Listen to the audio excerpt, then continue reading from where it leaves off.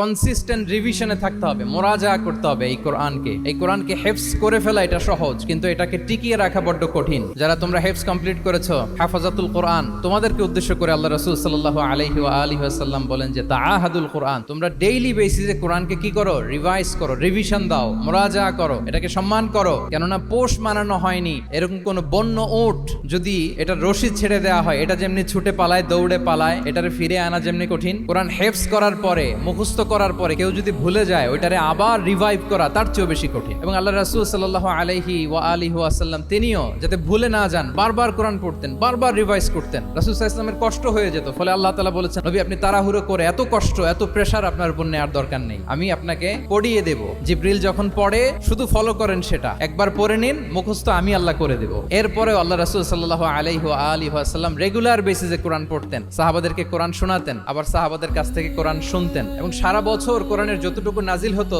রমাদান আল মুবারাকে জিবরিল আলাইহিস সালামের সাথে রিভিশন করতেন। যে বছর তিনি ইন্তেকাল করবেন, ওই বছর দুইবার তিনি গোটা কোরআনকে জিবরিল আলাইহিস সালামের সামনে পেশ করেছেন, শুনিয়েছেন। তাহলে এটাই হচ্ছে সুন্নাহ। তিনি তো পৃথিবীর প্রথম হাফেজ নাকি? উনি রেখেছেন কিভাবে কোরআনকে, প্রিজার্ভ করেছেন কিভাবে? রিভিশনের মাধ্যমে। You have to revise a lot, you have to recite a lot. এটা আমাদের মনে থাকবে তো নাকি? শিক্ষার্থী বন্ধুরা আওয়াজ করো, মেক এ নয়েজ।